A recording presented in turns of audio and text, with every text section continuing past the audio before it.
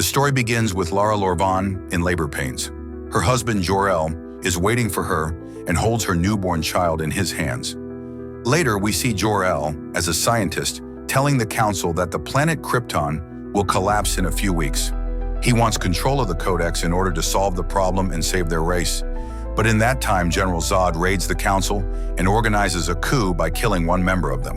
When Jor-El refuses to join him, he has him arrested like the others. As he is being taken away to prison, Jor-El manages to quickly subdue the soldiers holding him. When he goes out to the balcony, he sees that the surroundings are full of war and destruction. He calls his war kite Haraka and tries to get away by diving under the battlefield by riding it. When he reaches the center, he asks his robot named Kalex to locate the Codex. He jumps into the water and starts swimming there. He passes through an area where there are hundreds of babies and comes to the surface. He takes a skull hanging in the air, the Kryptonian Growth Codex, and gets away from there when the alarm starts ringing. General Zod's soldiers, who rush to the warning, open fire on him, but his war kite saves him from crashing to the ground. Now he starts to escape from the soldiers by flying. He uses a giant spaceship that is about to collapse as a barrier and escapes his pursuers. But his war kite, injured by the fire, reaches the flight area at the last moment but falls to the ground. Jor-El learns from his wife Lara that their robot has found a planet with people with advanced brains for their son, but she worries that her son will be alone there. While Jor-El tells her that this is their only chance, the robot tells them that there are warplanes approaching. Jor-El quickly takes his baby to load the Codex. After finishing the loading process, he prepares to send their baby to planet Earth and puts on his battle clothes. The warplanes, accompanied by General Zod, open fire and destroy the entrance. Lara continues to arrange for her child to be sent. Jor-El appears in front of General Zod, who learns that there is a launch. The general demands the Codex, but when Jor-El says that he will send it to another planet with their child, they start attacking him. Jor-El, who neutralizes the other soldiers, tries to keep the general away too. The general falls to the ground and cannot prevent the launch, and getting angry at this, he stabs Jor-El with his knife. He asks Lara where they sent the child but does not get an answer. The warplane he sent to capture the capsule with the baby is destroyed by another plane that came to suppress the coup, and the general and his supporters are arrested. The council sentences the general and his supporting soldiers to somatic reconditioning. The general becomes enraged, spits on them, and shouts to Lara that he will find her child sooner or later. Their bodies are imprisoned, loaded onto a ship, and sent to a distant region of space. We then see Lara looking at her dead husband's armor one last time. She tells her robot, which tells her that she needs to find shelter, that it will be unnecessary, and that their planet is doomed. She takes one last look at the sky and bids her child farewell. Their planet is destroyed. In the meantime, we see the baby, named Cal by his parents, heading towards Earth, entering its orbit, and landing near a house. Years pass and the baby grows up and takes the name Clark Kent. He is saved from an accident at the last minute by another employee on a rescue ship he works on. While heading to a burst rig, the ship's captain asks him to bring his binoculars, but Clark disappears. He goes to the rig naked. When the trapped employee's oxygen is about to run out, he bends and tears the door with his bare hands. He is unresponsive despite being on fire. He helps the employees get out of there and get into the rescue helicopter. In the meantime, he starts holding the tower that he sees is about to fall on the helicopter. The pilot and his entourage, unable to understand what is happening, are forced to fly out of there, leaving only Clark behind. Clark has fallen into the water unconscious and sees a memory from his student years. When his teacher asks him a question, little Clark, who perceives his surroundings superhumanly, gets excited and runs out of the classroom. He doesn't know what to do and enters the warehouse. When his teacher tries to open the door, he heats the door handle with the laser coming out of his eyes. In the meantime, his mother arrives after hearing the news. Clark can even hear the whispers of the children outside. His mother tells him to focus and calms him down. The adult Clark, who has fallen into the sea, comes out of his memory and opens his eyes. Clark comes with his burnt clothes and puts on new clothes from the laundry hanging in a house. When he sees a school bus, he remembers his own childhood. He is bullied while on a similar bus, and during this time, with his superior strength, he saves the lives of his friends and even the boy who bullies him by pulling out the car that crashes into the lake. His friends see this. One of the children's mothers later visits Clark's house and keeps telling his parents that this is a miraculous thing. His father goes to Clark outside and says that it is more important for the world not to learn this secret than even saving the lives of those around him. When Clark asks if God created him like that, his father shows him the ship capsule they found him in. He also shows him the command key and states that he learned that it was not from this planet due to the test he had done before. He believes that he was sent here for a reason. We see Clark, who continues his life in hiding, this time as a waiter. He hears soldiers talking about the discovery of a strange object. In the meantime, he goes to stop the customers who are harassing his coworker. Thereupon, the man gets even angrier and makes fun of Clark, pours a drink on his head and tries to push him, but cannot. His coworker calms Clark down. Even as he takes off his apron and walks away, he is provoked. When the man who did this leaves the store later that day, he sees that his car has been destroyed. Clark is hitchhiking along a road. We see Lois Lane, a reporter, descending from a helicopter to the Arctic region. She has come to the base set up by the Army for the object found. Clark, who has started working there, carries her bags. Lois is then greeted by Colonel Harley, who is not happy that reporters have come here. When they start examining the object, they learn that the glacier surrounding it is 20,000 years old. She goes to her place to stay in the evening. Lois, who goes out at night with her camera, sees a man in the photo she took and follows him. She passes through cliffs and arrives at a cave. Clark, who is melting the glaciers with his eyes and moving forward, arrives at the object. Lois is also moving towards it. Clark places the command key into the ship's rising equipment. At this time, the robot coming from behind starts to attack him. Clark gets rid of it, places the command key completely in its slot, and goes after a silhouette he sees in the corridor. Clark arrives at the pilot house of the plane and once again follows the silhouette he sees. He finds a rotting dead body in one of the capsules. Meanwhile, Lois, who has entered the ship, encounters the robot. When she tries to take its picture, she is attacked by it. Clark, who hears the woman's screams, quickly goes there and neutralizes the robot, calms Lois down, and cauterizes the woman's wound with his eyes at the cost of revealing his secret. An officer who fell asleep at the epicenter runs outside with serious alarms and tremors. The object they found, which is actually a spaceship, quickly moves away from there. Then we see Lois being rescued on the ice and hear her explain that the search for either the ship or the man who saved her has not yielded any results. Perry White, the newsroom manager to whom she tells these things, says that he cannot publish such an alien story in the newspapers, especially since the Pentagon has denied it. In the evening, Lois leaks this news to an online reporter she met at a bar. Clark has moved the spaceship to a remote point of the ice. The ship's artificial intelligence explains the ship's situation. At this time, Clark's physical father Jor-El's consciousness appears to him and tells Clark where he came from, why he came, how thousands of exploration ships like this ship were sent to all corners, how their planet Krypton is doomed due to artificial population control and depletion of natural resources, and the coup by General Zod. He shows him the chambers of Kryptonian babies. He tells him that unlike these children, Clark, whose real name is Cal, is actually the first child to be born naturally on Krypton in a long time. He shows him his costume and tells him that he can be a hope for the people of the Earth. He tells him why he is different from the people on Earth, that the difference between their sun and Krypton's gives him strength, and that he can push his own limits and measure how far his strength can go. Jumping a few times over the glaciers, Clark begins to fly. But because he is not used to it, he falls to the ground and hits the rocks. While his father's words ring in his ears, he puts his fist on the ground, feels the power within him, and suddenly jumps and begins to fly. He turns with perfect agility over the countryside, over the sea, over valleys and cliffs, and begins to take off. Then we see Lois. As a journalist, she follows the claims that emerge in different locations in different cities and tries to track down the man who saved her in the glaciers. She even finds the bully who was one of the kids Clark saved when he was little. All these traces lead her to Martha Kent, and she visits the woman's house. From there, she goes to the grave of Clark's deceased stepfather. Clark appears behind Lois, and when the woman says she wants to share his story, he tells her to stop pursuing it, that his father said that the world would reject him in such a scenario. We go to Clark's past memory, and while he is in the car with his parents, he tells them in a hurtful way that he does not want to live on a farm keeping his secret. In the meantime, a storm occurs and they get out of the car. While everyone is trying to get away from there, Clark's father helps a little child. Then he stops Clark, who goes to get their dog from the car, gives him the child, and goes to get the dog himself. A car falls on him and crushes his foot.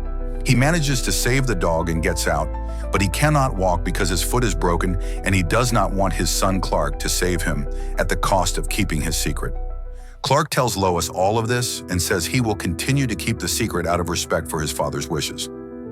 Going to the newsroom, Lois learns that her manager has suspended her for a few weeks because he knows she leaked classified news to the internet about what happened in the Arctic. Clark returns home to his mother Martha after being away for a long time. When his mother tells him that a reporter came to visit, Clark tells her not to worry about that. He then tells her that he has found his real parents. Arriving at the North American Aerospace Defense Command Center, General Swanwick learns that an alien spaceship has entered orbit. The ship is broadcast all over the news, and Clark, who goes outside when his mother calls him, sees that the ship has landed near them. Suddenly, the power goes out all over the world with a superior force, and the same message is broadcast on the screens in each country's own language. General Zod, the owner of the message, calls out to Kal-El and tells him that if he does not surrender within 24 hours, the people of the Earth will suffer the consequences. As soon as the message ends, the power comes back on. The internet journalist who leaked the Arctic news says that Lois Lane knows the person mentioned in the message. Perry White calls Lois and tells her that the FBI is asking questions about her. In the meantime, when she sees the agents about to raid her house, Lois secretly leaves the building, but is caught before she can get too far. We go back to Clark's childhood. While he is reading a book, he is pulled out of his car and bullied, but when the kids see his father behind them, they let him go. The boy whose life he saved at the lake picks him up. Clark has bent the iron in anger. His father asks Clark if he is okay, and he tells him that he did good because he didn't just use his power. We see Clark in costume, surrendering to the army on the condition that Lois be released. He is taken to the base with a military team, handcuffed. While talking to Lois, who visits him in the place where he is being held, he tells her that the shape on his costume is not the letter S, but that in his world it means hope. He says that he can see the doctor who communicates through the voice system, even through the one-way glass, and escapes from the handcuffs as if it were child's play, and tells them that he is not an enemy, that he has already lived on Earth for years. General Swanwick mentions that he has received orders to hand Clark over to Zod. Clark asks him to do what he has to do. In the delivery area, we see Clark and Lois talking as if they were saying goodbye to each other.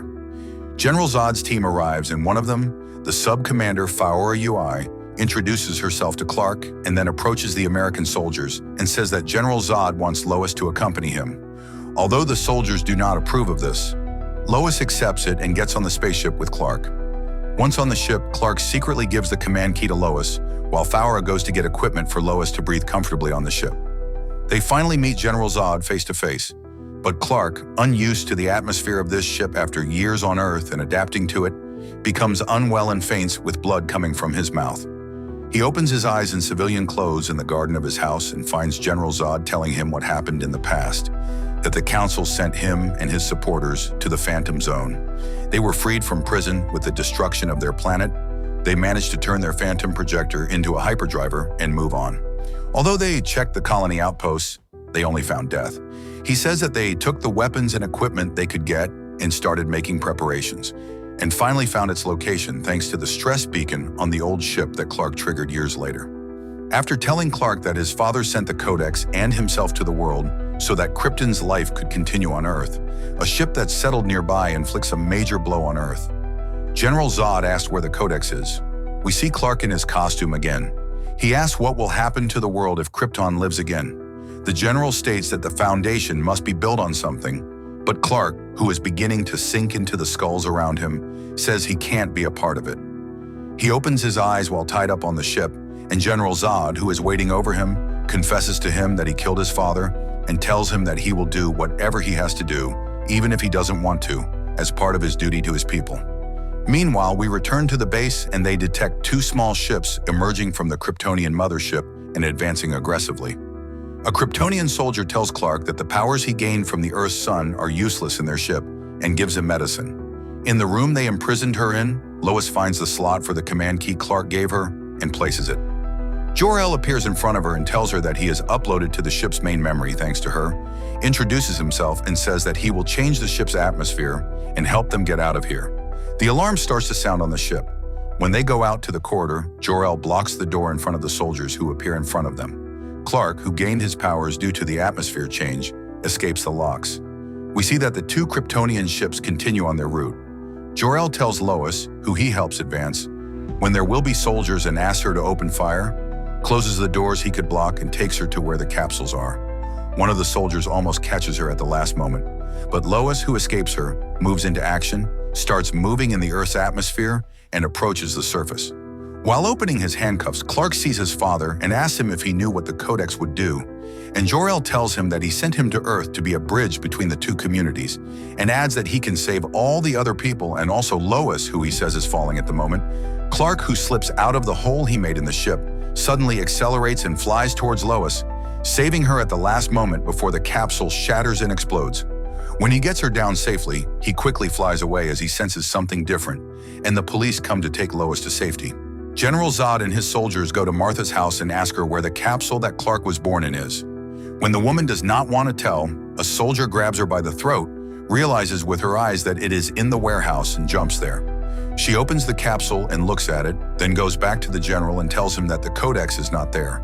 While the general asks Martha where it is, Clark comes at a high speed and takes him, and carries through walls, drags him on the ground, punches him, and finally stops at a gas station. Since General Zod's protective mask is damaged, his brain starts to process all the data around him at once, just like Clark did when he was a child. In the meantime, the Kryptonian ship arrives there, opens fire on Clark, and takes General Zod, then leaves. Clark looks at the street with the panicked voices of the people and sees two Kryptonian soldiers approaching him. He tells the people around to get inside.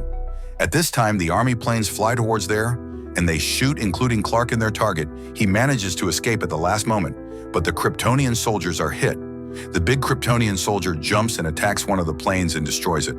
The sub-commander Faora also passes through the explosion and is about to land the other plane, but Clark catches her at the last moment and they fall into a restaurant.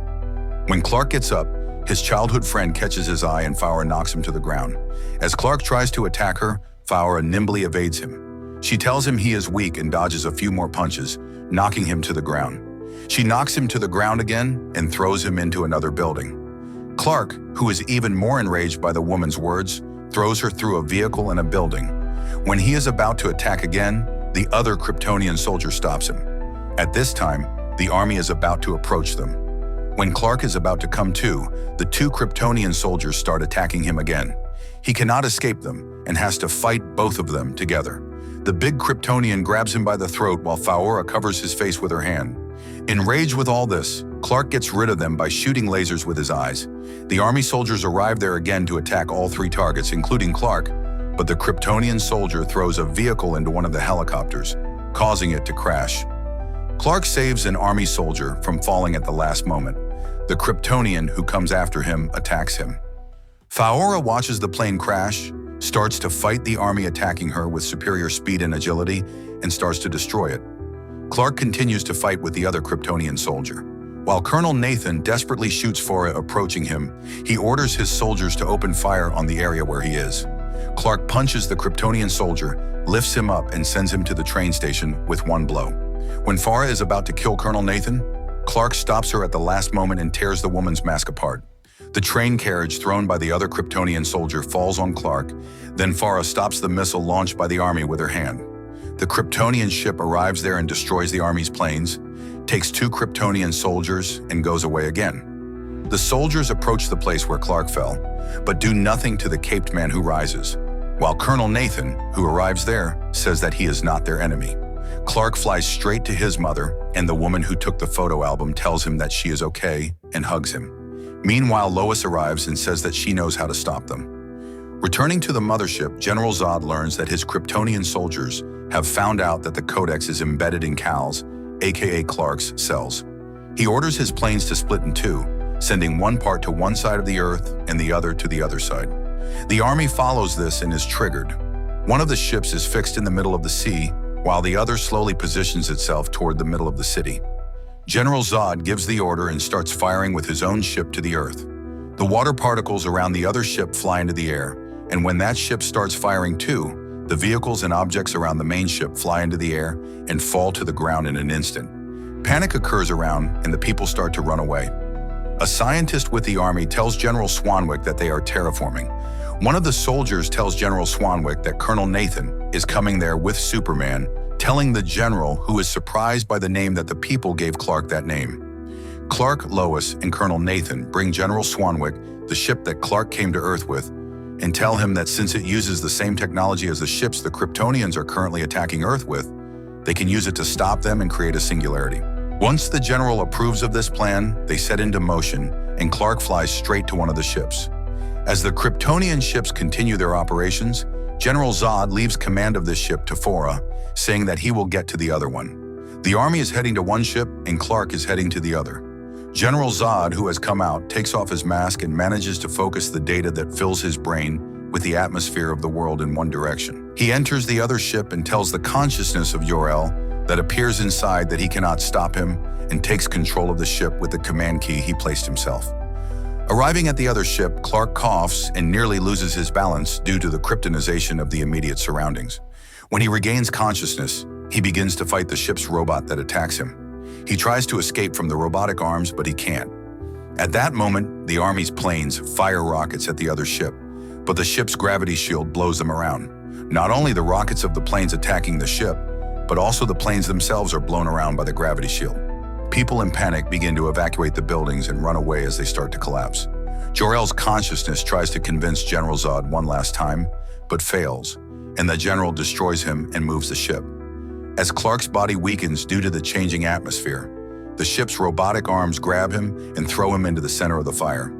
Perry White tries to help a colleague trapped under the rubble of a building, but it is too heavy. Clark, whose body is weakened, tries to resist while caught in the middle of the explosion, and with his last strength he flies into the air, entering the center of the ship's fire and destroying the ship. A huge explosion occurs. The military confirms that the first target has been destroyed and continues the operation. Clark is weakened but alive. The Army enters the range of Clark's old ship to launch it at their target, but Lois has trouble inserting the command key into its slot. General Zod's ship, which appears behind them, is about to open fire on them, but at the last moment Clark shakes the Kryptonian ship. He shoots the laser from his eyes and sends the ship crashing down towards the city. Farah boards a capsule and takes action. Dr. Hamilton, who is on the Army ship to help, moves the command key slot to the correct position. Farah appears on the ship and throws a soldier down and almost knocks Lois over. She attacks the other soldiers and goes after Colonel Nathan. She reaches the cockpit of the plane, but as Dr. Hamilton puts the command key back in at the last moment, Colonel directs the ship towards the Kryptonian ship. Lois is thrown from the stern of the ship towards the ground. The impact of the collision destroys the Kryptonian ship and creates chaos in the gravity around it. Clark gets out of the wreckage and goes to rescue Lois from falling. He grabs the woman and tries to save her from the gravity vortex. The small hole that has formed wants to pull him in too, but he barely manages to escape. He takes Lois to a safe open area where other people are and kisses her. He heads towards a sound that occurs nearby and encounters General Zod, who is on his knees and showing him ashes in his hands. Zod tells him that Krypton will never exist again because of him and attacks him angrily. Clark takes off again and collides with Zod, who is running towards him, causing an explosion. They enter a building from there. Zod involuntarily shoots lasers from his eyes and starts to destroy the building inside.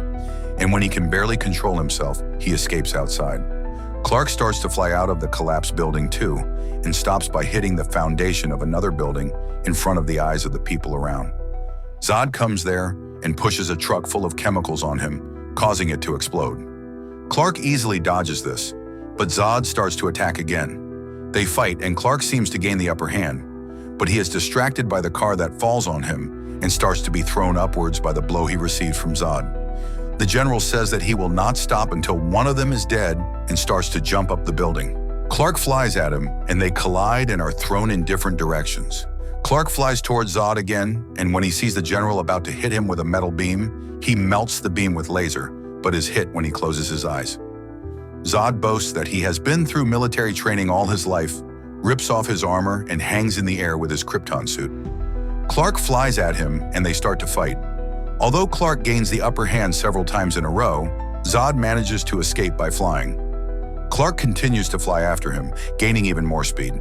He flies quickly between the buildings of the city, but stops when he loses his track and dodges Zod, who attacks from behind, rubs his head on the building, and punches him. But the general grabs Clark's cape, turns him around, and throws him through several buildings at great speed. Since this blow stuns him, he attacks him again, lifts him into the atmosphere, and throws a satellite at him. Clark tries to grab the satellite, but Zod attacks again, blows up the satellite, and punches Clark as they fall into the atmosphere, catching fire all over them. Clark rushes into a museum holding Zod's head. When they fall, he squeezes his head with his arms. But Zod, cornered, tries to kill a family in front of him with the laser he shoots from his eyes. Clark tries to stop him, at the point where he starts to struggle to his limits, breaks Zod's neck in anger. He falls to his knees out of breath and screams. He hugs Lois, who comes to him. While General Swanwick and a soldier are driving, a surveillance drone crashes and explodes in front of them. When the general gets out of his car and looks, he sees Superman in front of him. Clark tells him not to send such devices to find his location, that if they are going to work together, the government must trust him, and flies away. We see Clark with his mother as he visits his father's grave. He remembers a memory of himself when he was a child, wearing a cape, playing with his dog while his father was fixing cars. When his mother asks him what he plans to do, he says he will get a job that will help him the most with his talents. And we see Clark riding his bike to a building, straightening his tie, getting into an elevator, and putting on his glasses. Perry White comes to his team, including Lois, and introduces Clark to them. And the story ends here.